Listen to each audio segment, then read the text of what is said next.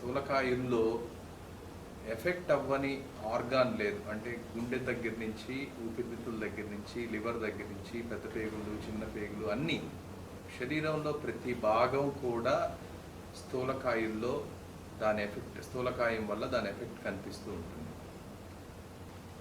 ఈ స్థూలకాయానికి శాశ్వత చికిత్స, పర్మనెంట్ ట్రీట్మెంట్ కేవలం సర్జరీతో మాత్రమే సాధ్యం.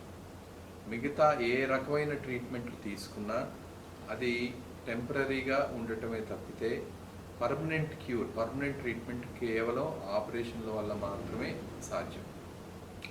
ఈ ఆపరేషన్లు లాప్రోస్కోపీ ద్వారా చేస్తాం కాబట్టి నొప్పి బాగా తక్కువగా ఉంటుంది.